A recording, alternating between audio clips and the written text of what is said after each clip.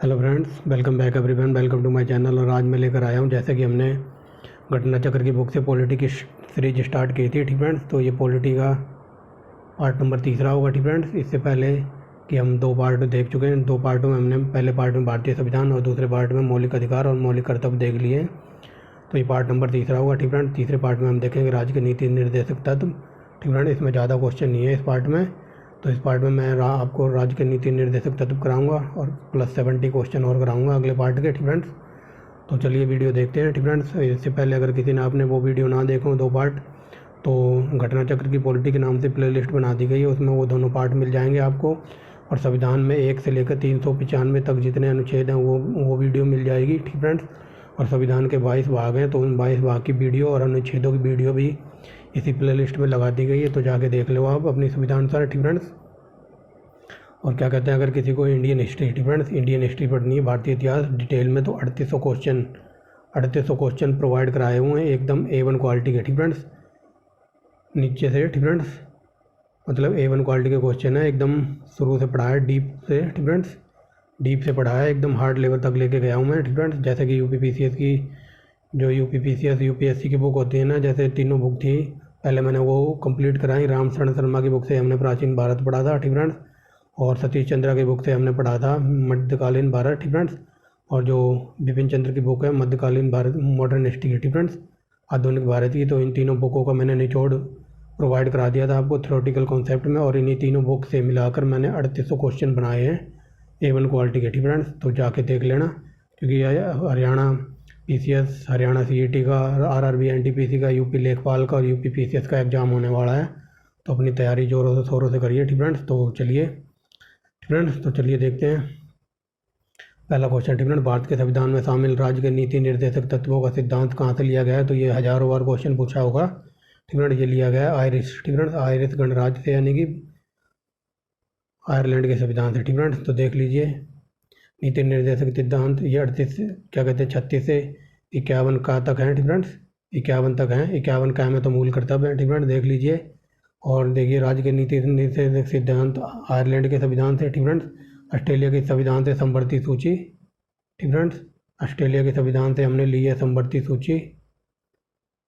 ये देखिए USA के संविधान से लिया हमने मूल अधिकार। ठीक फ्रेंड्स, और कनाडा के संविधान से लिया है संघीय व्यवस्था। ठीक फ्रेंड्स, इस पैरे से कई बार क्वेश्चन बने हैं। ठीक फ्रेंड्स, तो चलिए देखते हैं राज्य के नीति निर्देशक सिद्धांत, ठीक फ्रेंड्स, किस देश से लिए गए हैं? तो आयरलैंड। ठीक फ्रेंड्स, ये देखिए कितनी बार क्वेश्चन पूछा है।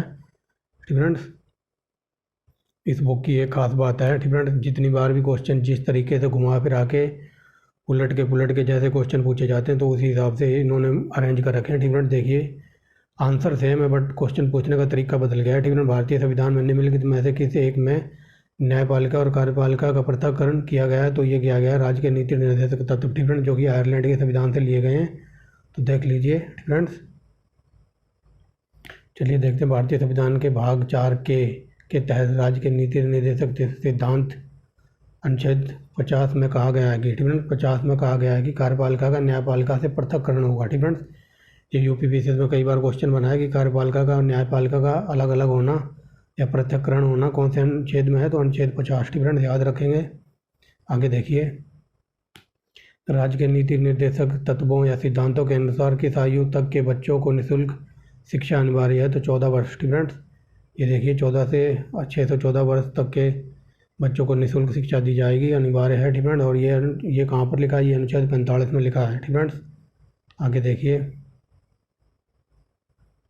ये देखिए ये अनुच्छेद 45 में है, जो कि संविधान का 86वां संशोधन हुआ था 2002 में। ठीक फ्रेंड्स, इसमें कहा गया था कि 6 से 14 वर्ष तक के बच्चों को एकदम फ्री में शिक्षा दी जाएगी। ठीक फ्रेंड्स, अब ये पूछ ले कि अब ये कहाँ पर है, तो ये अब अनुच्छेद 21 में है। ठीक फ्रेंड्स, अनुच्छेद के 21 में ये ऐड कर रखा है। ठीक फ्रेंड्स, पहले ये मौलिक कर्तव्य होता था, अब इसे मौलिक कर्तव्य में से हटा के अनुच्छेद 21A में डाल दिया गया। ठीक फ्रेंड्स, इतनी बातें याद रखेंगे। फ्रेंड्स, आगे देखिए भारतीय संविधान निम्नलिखित में से किस भाग में सामाजिक एवं आर्थिक लोकतंत्र को सुनिश्चित करता है? तो ये हो जाएगा ऑप्शन नंबर C। देख लीजिए कैसे कैसे क्वेश्चन बनाए। ठीक फ्रेंड्स, आगे चलते हैं। भारतीय संविधान में राज्य के नीति निर्देशक तत्वों को किस मुख्य कारण शामिल किया गया था? तो ये हो जाएगा ऑप्शन नंबर 1, कल्याण राज्य की स्थापना करने के लिए। ठीक फ्रेंड्स, जो कि कहाँ से कहाँ तक है। राज्य के नीति निर्देशक तत्व अगर भाग पूछ ले तो भाग 4 में है, ठीक है। भाग की वीडियो मैंने शुरू में बता दिया, लगा दिए प्ले लिस्ट में, 22 के 22 भाग कराए हैं डिटेल में, ठीक है। अगर अनुच्छेद पूछ ले तो अनुच्छेद 31 से लेकर 36 से लेकर 51 तक, ठीक फ्रेंड्स। आगे चलती है भारतीय राष्ट्रीय संविधान, ठीक फ्रेंड्स। भारतीय राष्ट्रीय संविधान के किस भाग में भारत के कल्याणकारी राज्य को स्थापित करने की बात कही गई है? तो ये कही गई है राज्य के नीति निर्देशक तत्व में, ठीक फ्रेंड्स। आगे चलिए क्वेश्चन नंबर 8 देखिए। भारतीय संविधान नागरिकों के लिए आर्थिक न्याय किसके माध्यम से सुनिश्चित करता है? तो ये करता है ऑप्शन नंबर डी, राज्य के नीति निर्देशक तत्वों के अनुसार, ठीक फ्रेंड्स। समझ रहे होगे, देख लो कितने क्वेश्चन बने हैं घुमा फिरा के इसी टॉपिक पे, ठीक फ्रेंड्स। आगे चलिए। यदि सरकार राज्य के नीति निर्देशक सिद्धांतों को लागू नहीं करता तो नागरिक निम्नलिखित में से किसके पास जा सकते हैं? तो ये जा सकते हैं, ठीक फ्रेंड्स, इनमें से कोई नहीं, ठीक फ्रेंड्स। क्योंकि राज्य के नीति निर्देशक तत्वों का अगर हनन वगैरह होगा तो ना तो हम उच्च न्यायालय जा सकते हैं, ना हाई कोर्ट, ना राष्ट्रीय मानव अधिकार के पास। तो ऑप्शन नंबर डी हो जाएगा। व्याख्या देखते हैं, ठीक फ्रेंड्स। देखिए भाग संविधान के भाग 4 में अनुच्छेद 36 से 51 तक राज्य के नीति निर्देशक तत्वों का वर्णन है, ठीक फ्रेंड्स। ये देखिए राज्य के नीति निर्देशक तत्वों का वर्णन है, ठीक फ्रेंड्स। आगे चलिए, ठीक फ्रेंड्स। तो आगे चलिए देखते हैं, फ्रेंड्स। अब दिखाई दे रहा होगा सही से। तो इसमें ये कहा गया है कि क्या कहते हैं, अगर इनका ये देखिए यहाँ से देखिए, परंतु एक सेकंड यहाँ से देखिए, परंतु नागरिकों को कोई ऐसा विधिक अधिकार उपलब्ध नहीं है जिसका उल्लंघन होने पर, ठीक है ना, उल्लंघन होने पर या फिर उल्लंघन होने पर उपचार कराया जाए, ताकि उपचार कराया जा सके। अर्थात भारत के संविधान के भाग 4 में वर्णित उपबंध न्यायालयों द्वारा परिवर्तनीय नहीं है, ठीक फ्रेंड्स। ये क्वेश्चन सिंपल भाषा में समझ लो। अगर आपके राज्य के नीति निर्देशक तत्वों का हनन हो रहा है या कुछ भी हो रहा है तो आप ना तो हाई कोर्ट जा सकते हो ना सुप्रीम कोर्ट जा सकते हो, ठीक फ्रेंड्स। ऐसा कहाँ कहा गया है? ऐसा कहा गया अनुच्छेद 37 में, ठीक फ्रेंड्स। सिंपल भाषा में समझ लीजिए। आगे चलते हैं।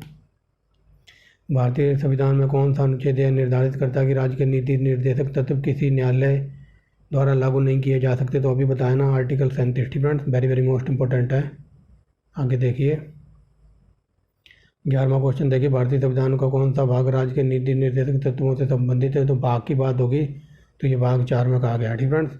इसीलिए कह रहा हूँ अगर भाग वो पूछे तो वो भाग की वीडियो जाके देख लेना, क्योंकि कई बार वहाँ से भी क्वेश्चन पूछ ले जाते हैं। तो चलिए 12वां नंबर देखिए। हमारे संविधान में नीति निर्देशक सिद्धांत, तो ऑप्शन नंबर डी, कानूनी अदालतों द्वारा अपरिवर्तनीय है, ठीक फ्रेंड्स। इनको बदला नहीं जा सकता, ठीक फ्रेंड्स। अगर आपके मौलिक अधिकारों का हनन हो या मौलिक अधिकार आपके कोई हनन करना चाहता है तो आप आर्टिकल 32 के तहत सुप्रीम कोर्ट में और 226 के तहत हाई कोर्ट में जा सकते हो। ये सब हमने पिछली वीडियो में पढ़ा है, ठीक फ्रेंड्स। बट यहाँ आप कहीं नहीं जा सकते, ठीक फ्रेंड्स। 13वां नंबर देखिए। किस निर्देशक पर गांधी जी ने नैतिक दर्शन प्रत्यक्ष प्रभाव है, ठीक है। ये पूछा जा रहा है किस निर्देशक तत्व पर गांधी जी के नैतिक दर्शनों का प्रत्यक्ष प्रभाव देखने को मिलता है? तो ये हो जाएगा ऑप्शन नंबर सी, गोवध पर निषेध, ठीक है, गोवध पर निषेध। तो ये देखिए गांधी जी के जो दर्शन का प्रभाव देखने को मिलता है ग्राम पंचायतों में, ठीक है, क्योंकि गांधी जी चाहते थे ग्राम पंचायतों का गठन वगैरह हो, कुटीर उद्योग लगे, जो ग्रामीण बस्तियाँ हैं उनको विकसित किया जाए, ठीक है। यहाँ देखिए ग्राम पंचायतों का गठन, ग्रामीण उद्योगों को बढ़ावा देना, मद्यपान निषेध, फ्रेंड्स। मद्यपान निषेध मतलब नशा पानी नहीं होना चाहिए, गौ हत्या बंद होनी चाहिए, कृषि पशुपालन संगठन, ठीक फ्रेंड्स। ऐसा कहा था गांधी जी का, ऐसा मानना था, ठीक फ्रेंड्स। आगे चलते हैं। 14वां नंबर देखिए। ग्राम राज्य के माध्यम से राम राज्य, ठीक फ्रेंड्स, के बारे में किसने कहा था? तो ऐसा कहा था महात्मा गांधी ने, ठीक फ्रेंड्स। ये देख लीजिए महात्मा गांधी राष्ट्रपिता ने ग्राम राज्य के माध्यम से राम राज्य स्थापित करने के लिए कहा था, ठीक फ्रेंड्स। आगे चलते हैं। निम्नलिखित राज्य के नीति निर्देशकों में से वह कौन सा सिद्धांत है जिसे गांधीवादी सिद्धांत कहा जाता है? तो अभी हमने पढ़ा ना, स्वशासन के प्रभावी एकलों के रूप में गांव पंचायतों का संगठन, ठीक फ्रेंड्स। लेकिन कई बार ये पूछा जाता है क्वेश्चन थोड़ा डीप में जाके, यूपीपीसीएस में कई बार पूछा है कि महात्मा गांधी और नेहरू किस विचारधारा पर अलगाव हुआ था, ठीक है। मतलब नेहरू जी ये चाहते थे कि भारी उद्योगों का विकास हो, ठीक है, डेवलपमेंट हो, फैक्ट्रियाँ लगे बड़ी बड़ी, बट गांधी जी ये कहते थे, गांधी जी भारी उद्योग का कभी समर्थन नहीं करते थे। ठीक फ्रेंड्स, भारी उद्योगों का महात्मा गांधी ने सब समर्थन नहीं किया था। महात्मा गांधी चाहते थे गाँव वालों का भला हो, ग्राम पंचायतों का गठन हो, हथकरघा उद्योग मतलब जो लघु कुटीर उद्योग हो ये सब विकसित हो। ठीक फ्रेंड्स, आगे चलते हैं। तो याद रखना, भारी उद्योग का कभी सपोर्ट नहीं किया था गांधी जी ने। आगे चलते हैं, राज्य के नीति निर्देशक सिद्धांतों में से कौन सा गांधी दर्शन पर आधारित है? तो देखिए ये हो जाएगा ऑप्शन नंबर ई, ग्राम पंचायतों का आयोजन। ठीक फ्रेंड्स, जैसा कि मैं शुरू से ही बता रहा हूँ। ठीक फ्रेंड्स, ये हो गया ना। अब चलते हैं 17वें नंबर पर। देखिए 17वां नंबर क्या कहता है। ठीक है, भारतीय संविधान के किस संशोधन में मौलिक अधिकारों की अपेक्षा राज्य के नीति निर्देशक सिद्धांतों को महत्वपूर्ण बना दिया गया है? तो बताइए, ये हो जाएगा ऑप्शन नंबर ए। ठीक है, 42वां संविधान संशोधन, जिसे हमारे देश के संविधान का मिनी कॉन्स्टिट्यूशन कहा जाता है। ठीक है, ये मैं आपको शुरू से ही बता रहा हूँ। अगर हमारे संविधान में कुछ जोड़ना है तो आर्टिकल, ठीक है, जोड़ना है तो 42वें संविधान संशोधन से जोड़ा जाएगा, और अगर कुछ हटाना है तो वो 44वां संविधान संशोधन। ठीक फ्रेंड्स, याद रखेंगे। आगे चलते हैं। ठीक फ्रेंड्स, यहाँ देखिए संविधान के किस संशोधन से राज्य के नीति निर्देशक सिद्धांतों को मौलिक अधिकारों की प्रमुखता स्थिति मिली है। ठीक फ्रेंड्स, तो मैंने कहा ना 42वां संविधान संशोधन। ठीक फ्रेंड्स, कुछ जोड़ेंगे तो 42वें संविधान संशोधन में, और कुछ घटाएंगे, ठीक फ्रेंड्स, कुछ हटाना हो संविधान से तो 44वां संविधान संशोधन। ठीक फ्रेंड्स, आगे चलते हैं।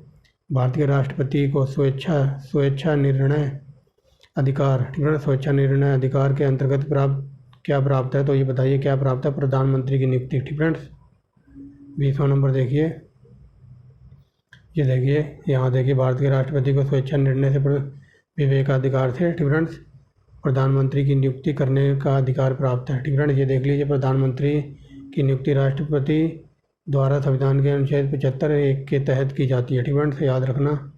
आगे चलते हैं। 20वां क्वेश्चन देखिए, सरकार राष्ट्रपति प्रणाली के अधीन कार्यकारिणी के सदस्य, तो बताइए क्या होंगे? ये हो जाएगा ऑप्शन नंबर सी, विधानमंडल के किसी भी सदन के सदस्य नहीं होंगे। ठीक फ्रेंड्स, सरकार यहाँ पूछा है सरकार के राष्ट्रपति प्रणाली के अधीन कार्यकारिणी सदस्य कैसे होंगे? ठीक है, तो वो विधान मंडल के किसी भी सदन के सदस्य नहीं हो सकते। आगे देखें।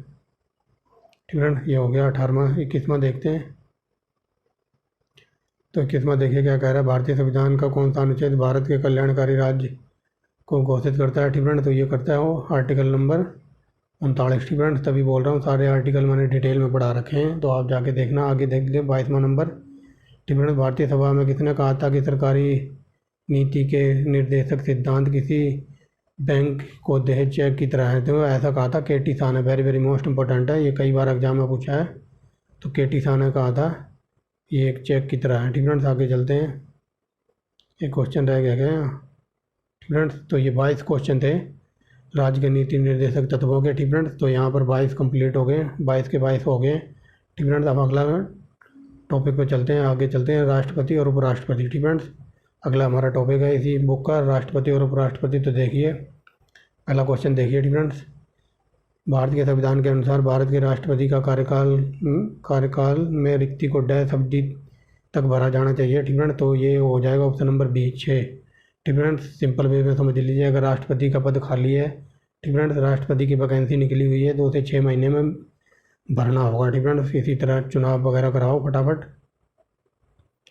तो ये देख लीजिए, भारत के संविधान के अनुच्छेद 62 के अनुसार राष्ट्रपति की पदावधि की समाप्ति और हुई रिक्ति भरने के लिए निर्वाचन पद्धति समाप्त से पहले ही पूर्ण कर लिया जाना चाहिए। ठीक फ्रेंड्स, आगे चलते हैं। इनके सारे आर्टिकल मैं आपको बताऊंगा बाद में। ठीक फ्रेंड्स, आप आगे देखिए दूसरा क्वेश्चन, निम्नलिखित में से किसकी नियुक्ति राष्ट्रपति द्वारा नहीं की जाती? तो राज्यपालों की जाती है। आगे देखते हैं। ठीक फ्रेंड्स, उपराष्ट्रपति की नियुक्ति नहीं होती है, इसका चुनाव होता है। ठीक फ्रेंड्स, बाकी उच्च न्यायालय के सदस्य और सर्वोच्च न्यायालय के जो जज होते हैं तो इनकी नियुक्ति होती है। ठीक फ्रेंड्स, आगे देखिए भारत के राष्ट्रपति। ठीक फ्रेंड्स, राष्ट्रपति द्वारा राष्ट्रीय आपातकाल की घोषणा किए जाने के बाद किस अवधि तक इसका अनुमोदन संसद के प्रत्येक सदन द्वारा होना चाहिए? तो ये हो जाएगा ऑप्शन नंबर ए, 1 माह के भीतर। ठीक फ्रेंड्स, अब देख लीजिए संविधान के अनुच्छेद 352 4 के अनुसार राष्ट्रपति द्वारा अनुच्छेद 352 के तहत दी गई 352 के तहत की गई आपात स्थिति की घोषणा का अनुमोदन संसद के प्रत्येक सदन द्वारा 1 माह के भीतर हो जाना चाहिए। ठीक फ्रेंड्स, आगे चलते हैं अन्यथा। ठीक फ्रेंड्स, तो चलिए फ्रेंड्स, ब्रेक के बाद आपका स्वागत है। पहला क्वेश्चन ठीक फ्रेंड्स, यानी कि चौथा क्वेश्चन देखिए। उपराष्ट्रपति पदेन होता है तो ये राज्यसभा के पदेन होता है। ठीक फ्रेंड्स, ऐसा कहाँ कहा गया है? ऐसा कहा गया है आर्टिकल नंबर 89 के 1 में। ठीक फ्रेंड्स, आगे चलिए। उपराष्ट्रपति तो बताइए क्या होता है? उपराष्ट्रपति संसद, ठीक फ्रेंड्स, उपराष्ट्रपति संसद सदस्य नहीं होता। ठीक friends, very very most important है। आगे चलिए। छठा क्वेश्चन देखिए। जब भारत के उपराष्ट्रपति को राष्ट्रपति के स्थापन के रूप में काम करना होता है तो उन्हें वेतन प्राप्त होता है। ठीक फ्रेंड्स, तो वेतन प्राप्त होता है राष्ट्रपति का। ठीक फ्रेंड्स, उपराष्ट्रपति का वेतन है 4 लाख। ठीक फ्रेंड्स, अगर जब ये राष्ट्रपति के रूप में कार्य करेगा तो इसका वेतन हो जाएगा 5 लाख। ठीक फ्रेंड्स, राष्ट्रपति का वेतन 5 लाख होता है, याद रखेंगे, कई बार पूछा है। ठीक फ्रेंड्स, आगे देखिए। निम्नलिखित भारत के राष्ट्रपतियों को कालानुक्रम अनुसार सजा दीजिए, प्रारंभिक से अंतिम में। ठीक फ्रेंड्स, यानी कि शुरुआत से अंतिम तक। तो देख लीजिए पहले कौन आएगा। पहले तो सबका पता होगा, राधा कृष्णन थे पहले। ठीक फ्रेंड्स, दूसरे थे जाकिर हुसैन, तीसरे थे फखरुद्दीन अहमद अली और चौथे थे वीवी गिरी, यानी कि 2, 1, 4, 3। ठीक फ्रेंड्स, ऑप्शन नंबर डी हो जाएगा। ठीक फ्रेंड्स, यहाँ पर इनका कार्यकाल लिखा हुआ है। तो पहले थे क्या कहते हैं, कालक्रम अनुसार देखिए। ठीक फ्रेंड्स, ये पहले का जाकिर हुसैन का कार्यकाल था 1967 से लेकर 69 तक। राधा कृष्णन का था 62 से लेकर 67 तक। ठीक फ्रेंड्स, और अहमद अली का था, फखरुद्दीन अहमद अली का 74 से 77 तक। वीवी गिरी का था 69 से 74 तक। और जो ये यानी कि ऑप्शन नंबर हमारा डी सही होगा। ठीक फ्रेंड्स, आगे चलते हैं। किसने 2 महत्वपूर्ण अवधियों तक भारत के उपराष्ट्रपति का पद संभाला था? तो बताइए किसने संभाला था? तो ये हो जाएंगे ऑप्शन नंबर ए। ठीक फ्रेंड्स, राधा कृष्णन ने।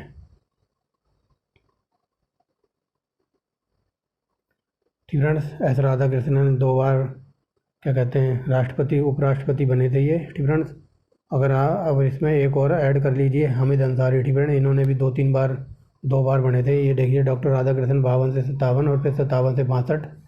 ठीक फ्रेंड्स, कार्यवाही पद संभाला था इन्होंने। और वर्तमान के उपराष्ट्रपति हामिद अंसारी ने 2 बार उपराष्ट्रपति का कार्यकाल संभाला है। ठीक फ्रेंड्स, तो याद रखना। ठीक फ्रेंड्स, आगे चलते हैं। भारत के उपराष्ट्रपति पद पर लगातार 2 बार कौन रहा है? तो बताइए, ये हो जाएगा डॉक्टर राधा कृष्णन। ठीक फ्रेंड्स, आगे देखिए। भारत राष्ट्रपति द्वारा संसद के दोनों सदनों में कुल कितने सदस्यों को नामित किया जाता है? तो ऑप्शन नंबर डी। ठीक फ्रेंड्स, लोकसभा में 2 और राज्यसभा में 12, यानी कि टोटल 14। ठीक फ्रेंड्स, ये देख लीजिए। ठीक फ्रेंड्स, राज्यसभा में 12। ठीक फ्रेंड्स, और लोकसभा के लिए 2, यानी कि टोटल 14। ठीक फ्रेंड्स, लोकसभा में राष्ट्रपति द्वारा एंग्लो इंडियन समुदाय कितने सदस्य नामित होते हैं? तो ये भी बता दिया, 2। ठीक फ्रेंड्स, देख लीजिए संविधान के अनुच्छेद। ठीक फ्रेंड्स, संविधान के अनुच्छेद में 331 के अनुसार। ठीक फ्रेंड्स, 331 के अनुसार एंग्लो इंडियन का प्रतिनिधित्व प्राप्त नहीं है। ठीक फ्रेंड्स,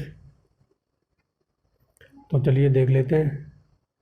ठीक फ्रेंड्स, यहाँ ये कहा गया कि संविधान के अनुच्छेद 331 के अनुसार यदि राष्ट्रपति की राय में लोकसभा में एंग्लो इंडियन समुदाय का प्रतिनिधित्व अपर्याप्त नहीं है तो वह लोकसभा में उस समुदाय के 2 अनधिक सदस्य हो सकते हैं। ठीक फ्रेंड्स, यानी कि ये पूछ ले कि सेंटर में एंग्लो इंडियन लोकसभा में कहाँ किस अनुच्छेद में बताया गया? तो 331। ठीक फ्रेंड्स, 331 में लोकसभा में 2 एंग्लो इंडियन भेजने की व्यवस्था की गई है 331 के अनुसार। ठीक फ्रेंड्स, आगे चलते हैं।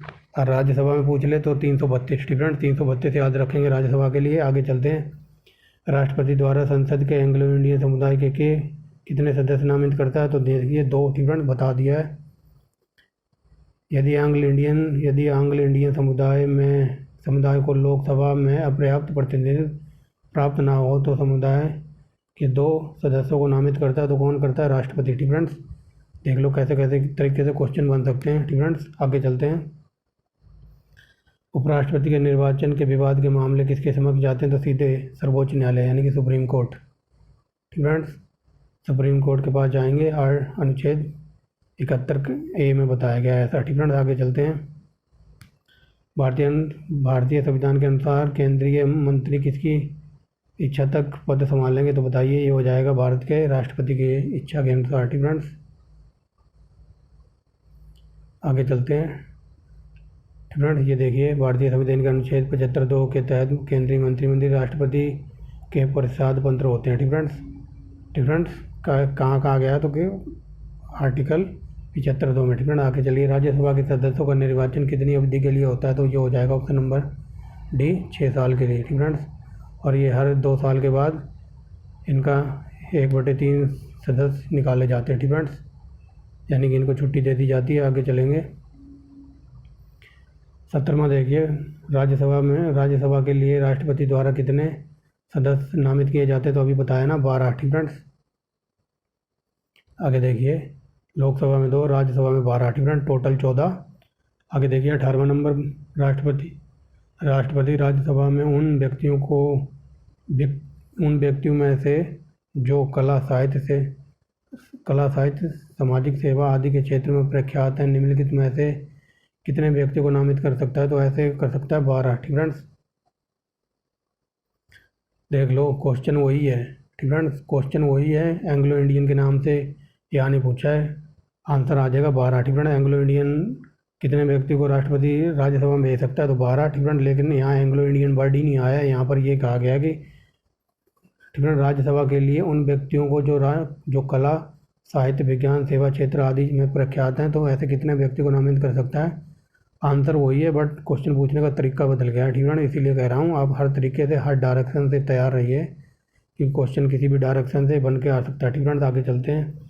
राज्यसभा के लिए सदस्यों को नामित करने का अधिकार तो ये पता ही लग गया होगा, राष्ट्रपति को है। ठीक फ्रेंड्स, निम्नलिखित में से किसमें राज्यसभा का कोई भूमिका नहीं होती तो बताइए किसमें राज्यसभा की कोई भूमिका नहीं होती तो हो जाएगा फ्रेंड्स अध्यक्ष, स्पीकर के निर्वाचन में। ठीक फ्रेंड्स, इनका निर्वाचन वगैरह कौन करता है तो अभी देख लेते हैं कौन करता है। ठीक फ्रेंड्स, ये देखिए, लोकसभा के अध्यक्ष, स्पीकर के निर्वाचन में केवल लोकसभा के सदस्य ही भाग लेते हैं। ठीक फ्रेंड्स, राज्यसभा का कोई इसमें हाथ वगैरह नहीं होता। ठीक फ्रेंड्स, याद रखेंगे।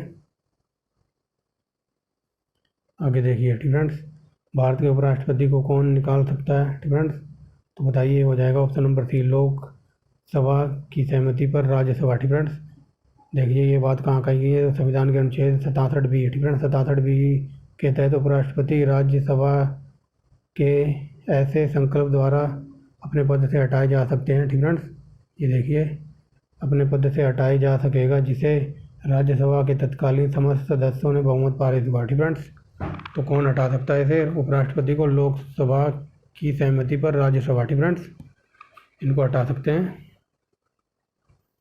अब देखिए 22वां नंबर, यदि लोकसभा का अध्यक्ष त्यागपत्र देना चाहता है तो अपना त्यागपत्र किसको देगा तो ये देगा। ठीक फ्रेंड्स, उपाध्यक्ष को। ठीक फ्रेंड्स, अध्यक्ष देगा उपाध्यक्ष को, और उपाध्यक्ष देना चाहता तो ये देगा अध्यक्ष को। ठीक फ्रेंड्स, ऐसा कहाँ बताया गया है, ऐसा बताया गया है आर्टिकल 94 के बी में। ठीक फ्रेंड्स, ये देखिए, लोकसभा के अध्यक्ष उपाध्यक्ष को संबोधित तथा उपाध्यक्ष को संबोधित करने। ठीक फ्रेंड्स, जो मैंने बता दिया है, अगर अध्यक्ष इस्तीफा देगा तो वो उपाध्यक्ष को देगा और उपाध्यक्ष देगा तो वो अध्यक्ष को देगा। ठीक फ्रेंड्स, यही बात बताई गई है कि संविधान के अनुच्छेद 94 के बी के तहत लोकसभा के अध्यक्ष उपाध्यक्ष को संबोधित तथा उपाध्यक्ष अध्यक्ष को संबोधित करके अपने हस्ताक्षर सहित लेख द्वारा अपना पद त्याग सकते हैं। ठीक फ्रेंड्स, याद हो गया होगा, पूछ लेता घुमा फिरा के। ऐसे भी जो व्याख्या है ये बहुत इंपॉर्टेंट है, और जो मैं एक्स्ट्रा फैक्ट बताते चल रहा हूँ आपको बोल के, तो आप इसको भी सुनते रहिए और जुड़े रहिए आंसर के साथ।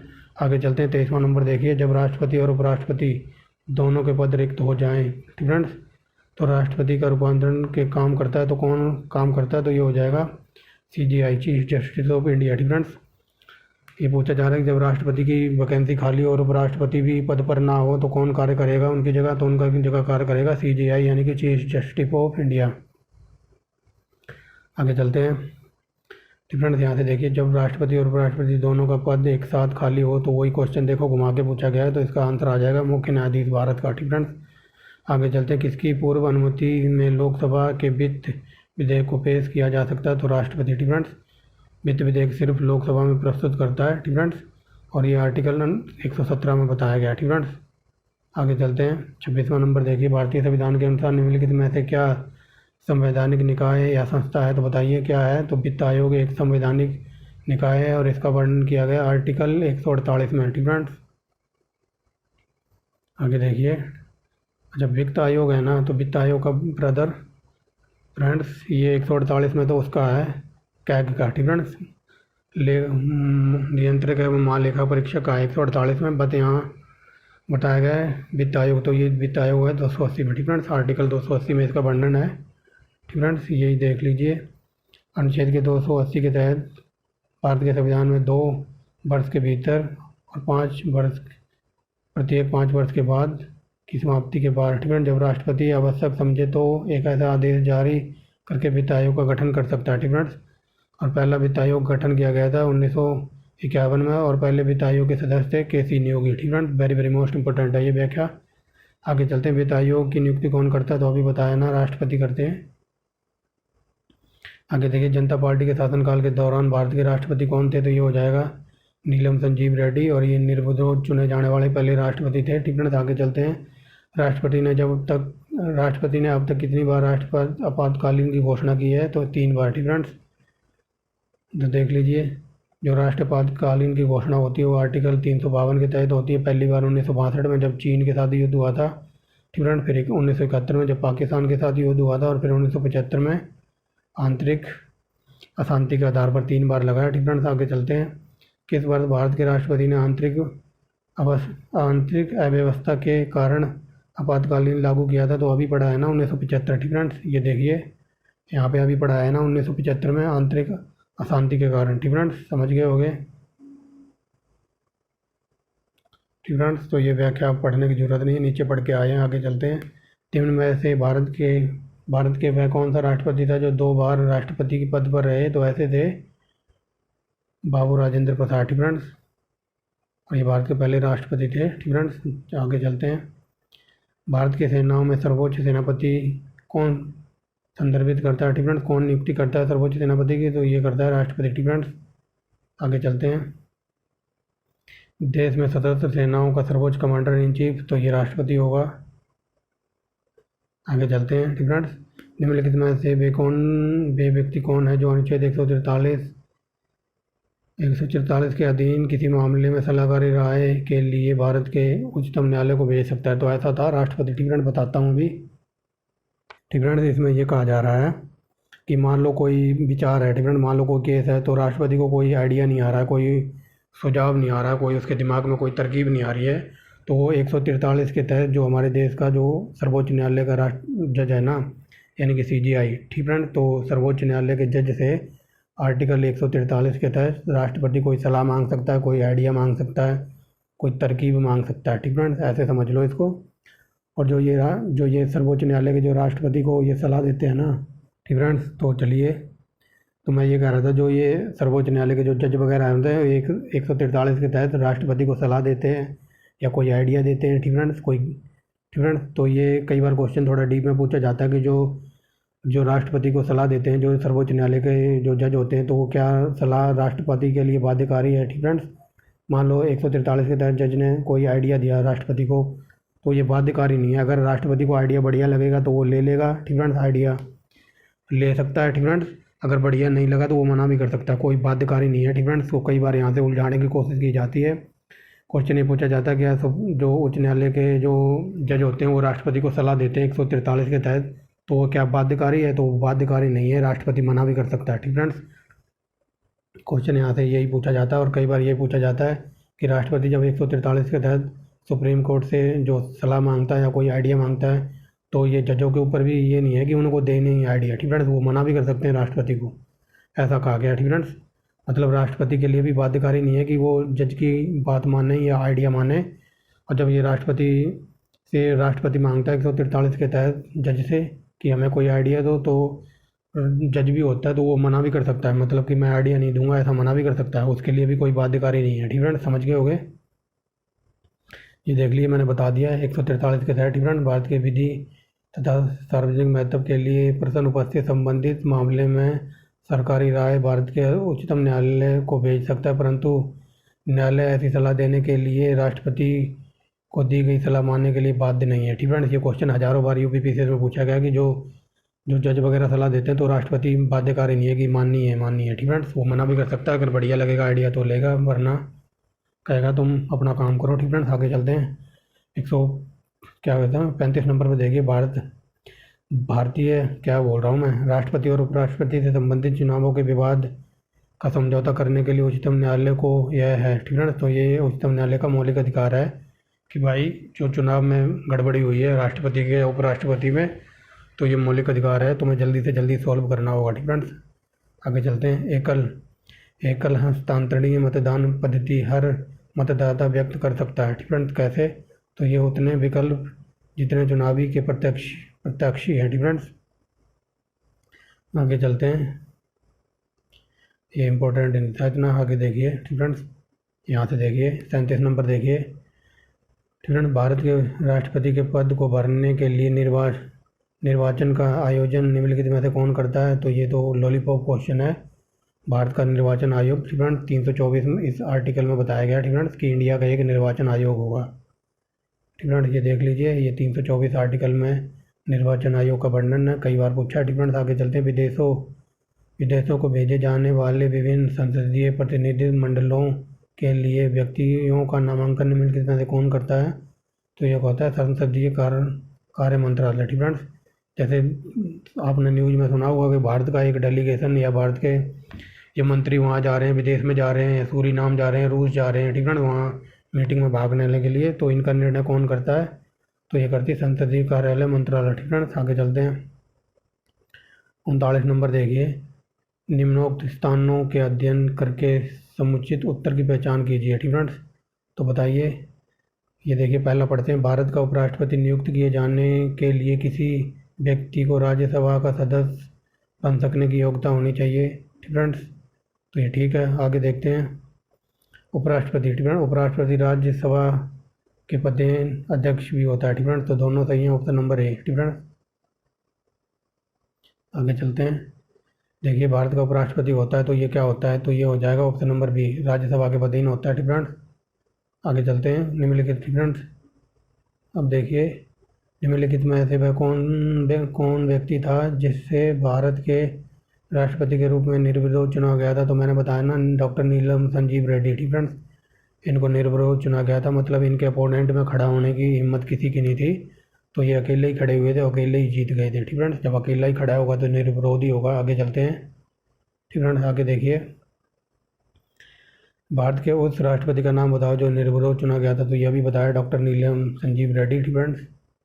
आगे देखिए, भारत के निम्नलिखित पदासीन उपराष्ट्रपतियों में से किसने भारत के राष्ट्रपति पद के लिए चुनाव लड़ा और हार गए? ठीक है। यहाँ चुनाव लड़ा था भैरों सिंह शेखावत ने, ठीक है। ये उपराष्ट्रपति थे, तो इन्होंने सोचा यहाँ मज़ा नहीं आ रहा, क्यों ना ऊपर वाली पोस्ट के लिए ट्राई किया जाए, तो इन्होंने ये इलेक्शन के लिए खड़े होंगे बट हार गए थे, ठीक है। याद रखेंगे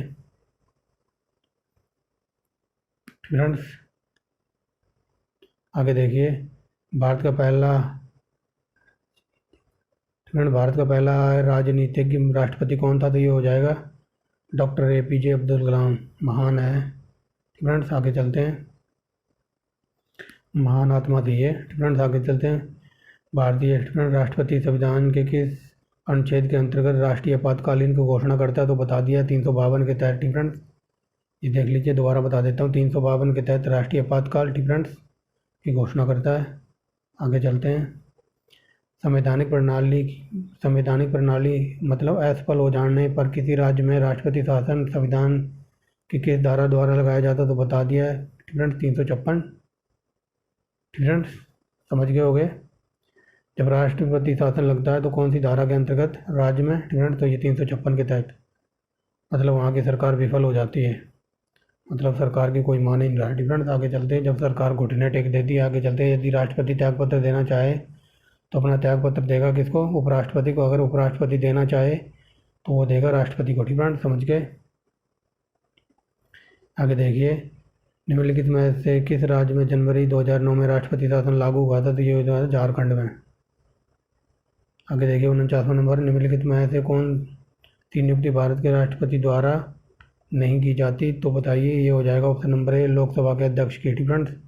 बाकी ये करता है, बट लोकसभा के अध्यक्षों की नियुक्ति वो अपने आपस में ही कर लेते हैं, फ्रेंड्स। आगे चलते हैं। निम्नलिखित में से कौन सी नियुक्ति भारत के राष्ट्रपति द्वारा नहीं की जाती? तो ये अभी बता दिया, लोकसभा अध्यक्ष की, फ्रेंड्स। आगे चलते हैं। भारत का राष्ट्रपति चुनाव के लिए नागरिक को 35 वर्ष की आयु होनी चाहिए। ठीक फ्रेंड्स, अगर आपको राष्ट्रपति का चुनाव लड़ना है तो आप 35 साल के होने चाहिए मिनिमम। ठीक फ्रेंड्स, आगे देखिए, भारत का राष्ट्रपति का चुनाव लड़ने के लिए उम्मीदवार की न्यूनतम आयु 35 साल होनी चाहिए। ठीक फ्रेंड्स, आगे देखिए, भारत के राष्ट्रपति पर महाभियोग चलाने की विधि ये ली गई है USA से, यानी कि अमेरिका से। ठीक फ्रेंड्स, और भारत पर जो राष्ट्रपति पर महाभियोग चलता है ये हज़ारों बार क्वेश्चन पूछा गया है, कौन से आर्टिकल में दिया गया है, तो अनुच्छेद 61। ठीक फ्रेंड्स, याद रखेंगे, अनुच्छेद 61 में महाभियोग की प्रक्रिया बताई गई है। ठीक फ्रेंड्स, आगे देखिए, राष्ट्रपति की सेवानिवृत्ति है तो कोई सीमा नहीं है, कितनी बार भी अलॉट होने चाहिए आप। ठीक फ्रेंड्स, आगे चलते हैं। बस इसकी राष्ट्रपति कार्य करेगा तो 5 साल की अवधि के लिए कार्य करता है, बट इसकी चुनाव लड़ने की सीमा है 35 वर्ष, और 35 से आप अनलिमिटेड जा सकते हो। ठीक फ्रेंड्स, जब तक आप जिंदा हो, अगर जीतते रहे तो आप राष्ट्रपति रहोगे। ठीक फ्रेंड्स, आगे चलते हैं। भारत के राष्ट्रपति, ये हो गया ना, ये कोई सीमा नहीं है इसकी। ठीक फ्रेंड्स, ये हो गया है। आगे चलते हैं। संसद के दोनों सदनों की संयुक्त सत्र कौन बुलाता है, तो बुलाता है राष्ट्रपति 108 अनुच्छेद के तहत। ठीक फ्रेंड्स, और एक संसद के एक साल में 2 सत्र होना चाहिए। ठीक फ्रेंड्स, और ये संयुक्त बैठकों का प्रावधान कौन करता है, राष्ट्रपति बुलाता है। कौन से आर्टिकल के तहत, 108 के तहत। ठीक फ्रेंड्स, याद रखेंगे। थोड़ा मार्कर चेंज कर लेते हैं, बोरिंग सा फील कर रहा है ये कलर। ठीक फ्रेंड्स, अब चलते हैं। ठीक फ्रेंड्स, आगे देखिए 57 नंबर, संविधान में कितने प्रकार के आपातकालीन का वर्णन है, तो 3 प्रकार के। ठीक फ्रेंड्स, आगे देख लीजिए 3 प्रकार कौन कौन से हैं। राष्ट्रीय आपातकाल, ठीक फ्रेंड्स, 352 के तहत, 356 के तहत राज्यों में जो राष्ट्रपति शासन लगता है। ठीक फ्रेंड्स, और 360 में लगता है ये वित्तीय आपातकाल। ठीक फ्रेंड्स, आगे चलते हैं। कई बार क्वेश्चन ये पूछा जाता है वित्तीय आपातकाल हमारे देश में कितनी बार लगा है, तो 1 बार भी नहीं। ठीक फ्रेंड्स, अभी तक ऐसी स्थिति नहीं आई है अपने देश में कि मतलब वित्तीय आपातकाल लगाना पड़ जाए। तो आगे चलते हैं। ठीक फ्रेंड्स, आगे देखिए, भारत के राष्ट्रपति के पास आपात अधिकार हैं तो कितने प्रकार के, तो अभी तो पढ़ा है 3 प्रकार के। ठीक फ्रेंड्स, आगे चलते हैं। राष्ट्रपति किस अनुच्छेद के अंतर्गत यह अधिकार प्राप्त है कि वह वित्तीय आपातकाल लगा सकता है, तो वित्तीय का है 360 में। ठीक फ्रेंड्स, याद रख लेना, 360 में वित्तीय है और 356 में राज्यों में शासन, राज्यों में जो राष्ट्रपति शासन लगता है 356 के तहत। ठीक फ्रेंड्स, याद रख लेना। आगे चलते हैं 60 नंबर पर। भारत में किस प्रकार की आपात स्थिति अभी तक केवल एक बार, फिर ये पूछा जा रहा है भारत में किस प्रकार की आपात स्थिति अभी तक केवल एक बार लागू की गई है। ठीक फ्रेंड्स, तो बताइए, ये हो जाएगा ऑप्शन नंबर सी। ठीक फ्रेंड्स, आंतरिक आपात स्थिति एक बार लागू की गई है। ठीक फ्रेंड्स, एक बार लगा हुआ आंतरिक आपातकाल। ठीक फ्रेंड्स, लेकिन वित्तीय आपातकाल अभी तक कभी नहीं लगा। ठीक फ्रेंड्स, समझ रहे होगे। आगे चलते हैं। ठीक फ्रेंड्स, मैं व्याख्या जो सी इंपॉर्टेंट होता है वो मैं खुद ही मुंह से बोल के बता देता हूँ, फिर दिखा भी देता हूँ, पढ़ा भी देता हूँ। 61 नंबर देखिए, निम्नलिखित में से कौन सी आपात स्थिति जिसकी घोषणा अभी तक नहीं की गई है, तो अभी मैंने बताया ना कि हमारे देश में वित्तीय आपातकाल अभी तक नहीं लगा है। ठीक फ्रेंड्स, क्योंकि अपनी स्थिति काफ़ी अच्छी है। ठीक फ्रेंड्स, वित्तीय आपातकाल कब लगता है, जब मारकाट छिड़ जाए। ठीक फ्रेंड्स, पैसे वगैरह ख़त्म हो जाएं, खाने के लाले पड़े हों। ठीक फ्रेंड्स, तो भारतीय कृषि प्रधान देश है, इस वजह से यहाँ खाने की तो कोई कमी नहीं है। ठीक फ्रेंड्स, आगे चलते हैं। भारत का राष्ट्रपति अपने पद पर पुनर्निर्वाचन के लिए कितनी बार खड़ा हो सकता है, वो जितनी चाहे उतनी बार खड़ा हो सकता है, अभी मैंने बताया ना आपको। और ये पूछा जाता है भारत का जो पुनर्निर्वाचन मतलब दोबारा से उसी पॉइंट पे मतलब दोबारा राष्ट्रपति बनने या निर्वाचित होने के लिए कौन सा अनुच्छेद है, तो अनुच्छेद है 57। ठीक फ्रेंड्स, पुनर्निर्वाचन के बारे में बताया गया है इसमें। आगे चलते हैं। भारतीय संघ के राष्ट्रपति के पास वैधानिक अधिकार हैं, तो बताइए राष्ट्रपति के वैधानिक अधिकार कहाँ से हैं, तो ये ब्रिटिश। ठीक फ्रेंड्स, ब्रिटिश है क्या ऑप्शन में, ये देखिए ब्रिटिश राजा रानी के पास। ठीक फ्रेंड्स, जो भारतीय संघ का राष्ट्रपति है मतलब भारत का राष्ट्रपति के पास जो वैधानिक अधिकार हैं वो तो इंग्लैंड की जो राजा रानी है उसके अकॉर्डिंग है। ठीक फ्रेंड्स, आगे चलते हैं। 64 नंबर देखिए, निम्नलिखित में व्यक्ति कौन है जिसे भारतीय संविधान के तहत आपातकालीन की घोषणा करने के लिए अंतिम प्राधिकारी माना जाता है, तो राष्ट्रपति करेगा घोषणा वगैरह। ठीक है ना, आपातकालीन वगैरह राष्ट्रपति लगाता है। आगे चलते हैं। राष्ट्रीय आपातकालीन घोषणा का दुरुपयोग रोकने हेतु संविधान संशोधन। ठीक फ्रेंड्स, तो संविधान संशोधन ऑप्शन नंबर सी। ठीक फ्रेंड्स, ठीक फ्रेंड्स, जैसा कि मैंने शुरू में ही बता दिया, अगर कुछ हटाना हो तो संविधान संशोधन होगा, 44वां संविधान संशोधन से हटाएंगे।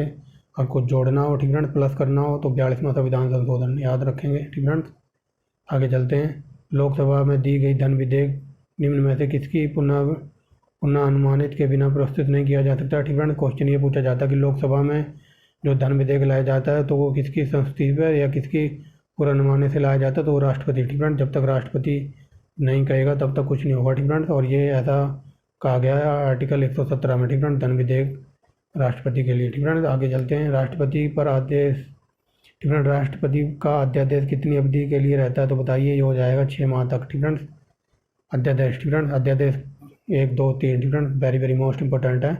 कई बार क्वेश्चन ये पूछा जाता है, राष्ट्रपति अध्यादेश कौन से अनुच्छेद के तहत जारी करता है, तो 123 के तहत। ठीक फ्रेंड्स, याद रखेंगे। आगे चलिए। भारत सरकार का संवैधानिक अध्यक्ष कौन है, तो बता दीजिए। ये तो लॉलीपॉप क्वेश्चन है।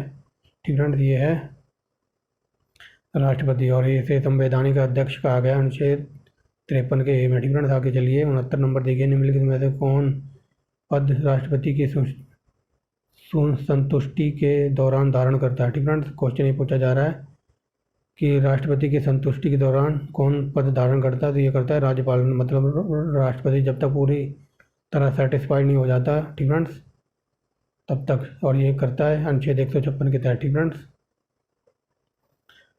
आगे चलते। भारत के उपराष्ट्रपति का चुनाव किया जाता है, तो बताइए। ये हो जाएगा ऑप्शन नंबर ए, संसदों के सदस्यों द्वारा। ठीक फ्रेंड्स, अगर राष्ट्रपति का चुनाव पूछ ले तो उसमें संविधान क्या कहते हैं, यहाँ चलिए। ठीक फ्रेंड्स, पहले इसको देखिए जो रहा है उपराष्ट्रपति का चुनाव वगैरह बताया गया अनुच्छेद 66 में। ठीक फ्रेंड्स, आगे चलते हैं। भारत के राष्ट्रपति पर महाभियोग चलाया जा सकता है, तो ऑप्शन नंबर डी, संसद द्वारा। ठीक फ्रेंड्स, वेरी मोस्ट इंपॉर्टेंट है। ये देखिए अनुच्छेद 61 में बताया गया, जो मैंने पहले बता दिया। ये 61 में इस पर महाभियोग है, और इस पर महाभियोग चलाने के लिए 14 दिन पहले से बताना होगा। ठीक फ्रेंड्स, 14 दिन पहले नोटिस देना होगा। ठीक फ्रेंड्स, तो आगे चलते हैं इधर। ठीक फ्रेंड्स, तो इतने ही क्वेश्चन थे। 71 नंबर क्वेश्चन था लास्ट। ठीक फ्रेंड्स, इसके बाद हमारी संसद शुरू हो जाएगी। ठीक फ्रेंड्स, संसद को हम देखेंगे अगले पार्ट में। ठीक फ्रेंड्स, तो लगभग 70 क्वेश्चन ये और 20 और 90 प्लस क्वेश्चन करा दिए मैंने आपको। ठीक फ्रेंड्स, तो ये हमारी पॉलिटी का घटना चक्र की बुक से पार्ट नंबर 3 था। ठीक फ्रेंड्स, तो आप जुड़े रहिए चौहान सर के साथ। अगर वीडियो अच्छी लगी हो तो आप लाइक करेंगे, चैनल को सब्सक्राइब करना। ठीक फ्रेंड्स, तो मिलते हैं नेक्स्ट वीडियो में एक नए टॉपिक के साथ। ठीक फ्रेंड्स, तो thanks for watching the video. और मैं यही कह रहा हूँ कि UPPCS, यूपी लेखपाल और RRB NTPC का, ठीक फ्रेंड्स, RRB NTPC के जो एग्ज़ाम हो रहे हैं, तो आप भारतीय इतिहास एकदम डिटेल में पढ़ना चाहते हैं तो आप चैनल की प्लेलिस्ट में जाना। मास्टर हिस्ट्री के नाम से वीडियो की प्लेलिस्ट बना दी गई है। ठीक फ्रेंड्स, अगर किसी को वन लाइनर फॉर्म में क्वेश्चन पढ़ने हैं, ठीक फ्रेंड्स, वन लाइनर के फॉर्म में पढ़ने हैं साइंस के क्वेश्चन, हिस्ट्री के क्वेश्चन, तो वन लाइनर के फॉर्म में भी प्लेलिस्ट बना दी गई। 3-4 वीडियो लगा दी है बना के A1 क्वालिटी के। ठीक फ्रेंड्स, जहाँ से क्वेश्चन बार बार पुट होते हैं। तो ये थी आज की वीडियो। मिलते हैं नेक्स्ट वीडियो में एक नए टॉपिक के साथ। Thanks for watching the video and bye bye.